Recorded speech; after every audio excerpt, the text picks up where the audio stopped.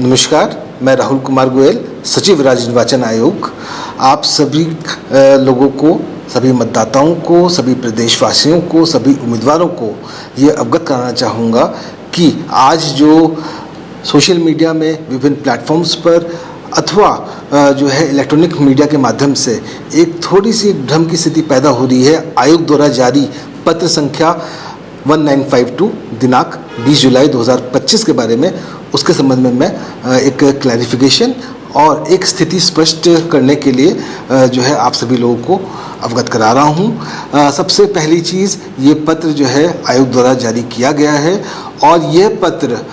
जो है हमारे उत्तर प्रदेश पंचायती राज सदस्यों, प्रधानों और उप प्रधानों की निर्वाचन नियमावली 94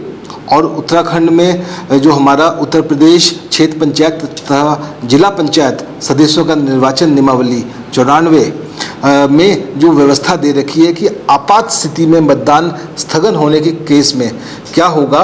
उसके अनुसार हम लोगों ने ये पत्र निकाला है। हमारा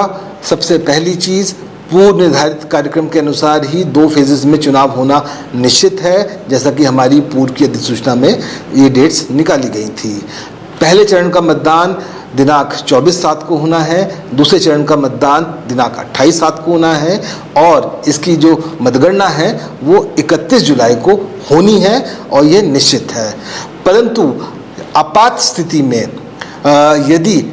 कोई नेचुरल डिजास्टर की कंडीशन आ जाती है, कोई लॉ एंड ऑर्डर की सिचुएशन आ जाती है या अन्य कोई ऐसा कारण हो जाता है कि किसी particular polling booth, polling centre में उस दिन मतदान नहीं हो पाता है अथवा स्थगित हो जाता है, तो उसके लिए जो हमारी नियमावलियों में दी गई व्यवस्था है उसके अनुसार ये जो डेट्स निकाली गई हैं कि अगर 24 जुलाई को किसी पर्टिकुलर पोलिंग बूथ में अगर चुनाव नहीं हो पाता है, स्थगित करना पड़ता है, तो उसकी जो पुनर्मतदान की डेट होगी वह 28 जुलाई होगी। सेकेंड फेज़ की अगर मैं बात करूं,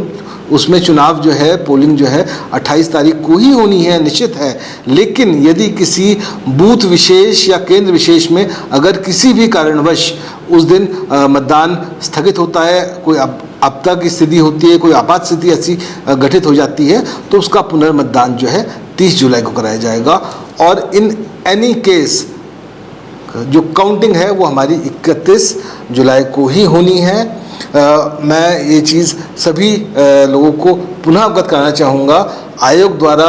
अपने निर्वाचन कार्यक्रम में कोई भी चेंज, कोई भी बदलाव नहीं किया गया है। वो हमारा जो पहले से तयशुदा कार्यक्रम था उसी के अनुसार निर्वाचन की संपूर्ण कार्रवाइयाँ की जानी है। यह केवल ऐसी स्थिति में है, आपात स्थिति में है कि यदि किसी पोलिंग बूथ में, किसी पोलिंग केंद्र में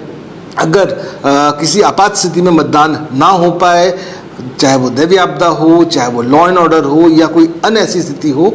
तो उस पोलिंग बूथ में कब मतदान होगा उसका शेड्यूल जारी किया गया है। और मैं ये भी बताना चाहूँगा कि विगत निर्वाचनों में, चाहे वो 2019 का हमारा सामान्य निर्वाचन हो पंचायतों का, चाहे वो 2022 का हमारा सामान्य निर्वाचन हरिद्वार का हुआ हो, और चाहे अभी हमारा हाल ही में जो नगर निकाय, स्थानीय निकाय का चुनाव हुआ हो, उसमें भी इस प्रकार का शेड्यूल जारी किया गया था। धन्यवाद।